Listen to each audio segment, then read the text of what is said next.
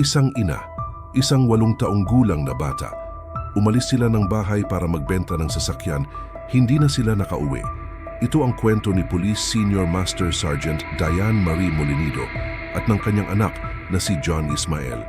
Isang kwentong nagsimula sa isang karaniwang lakad at nauwi sa isang kasong patuloy na hinahanapan ng kasagutan. Ang salaysay na ito ay batay lamang sa mga opisyal na ulat at pahayag ng mga autoridad. Noong ika-16 ng Enero, nagtungo si Diane at ang kanyang anak sa Novaliches, Quezon City. May kausap silang interesadong buyer para sa kanilang sasakyan sa tulong ng isang car agent. Isa itong karaniwang transaksyon na ginagawa ng maraming tao. Ngunit matapos ang araw na iyon, hindi na sila muling nakontak ng kanilang pamilya. Lumipas ang mga oras, naging mga araw, at doon nagsimula ang paghahanap. Makalipas ang ilang araw, isang masamang balita ang dumating.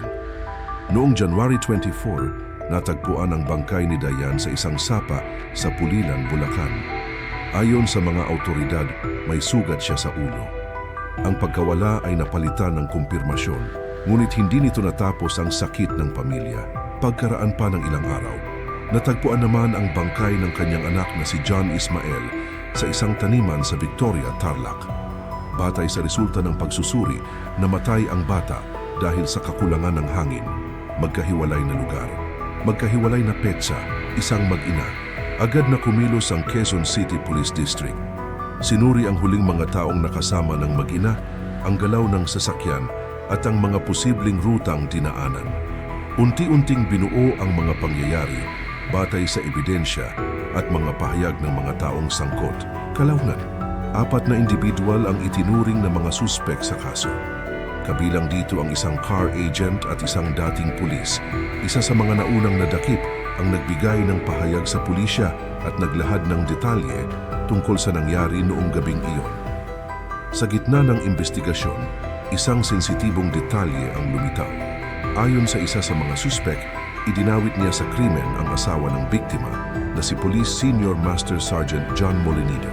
Dahil dito, lalong tumutok ang atensyon ng publiko sa kaso.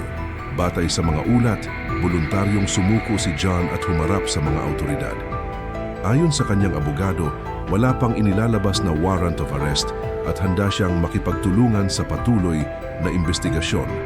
Sa puntong ito, ang mga aligasyon ay bahagi pa lamang ng proseso ng batas at hindi itinuturing na hatol.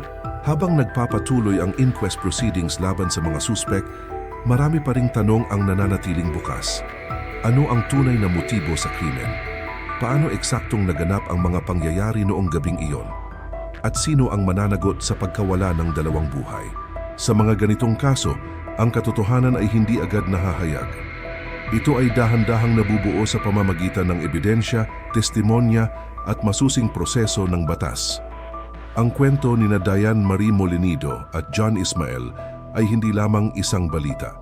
Isa itong paalala kung paano maaaring magbago ang takbo ng buhay sa loob lamang ng isang araw. Hanggang sa lumabas ang buong katotohanan, ang tanong ay mananatili. Paano nauwi sa ganito ang isang simpleng lakad?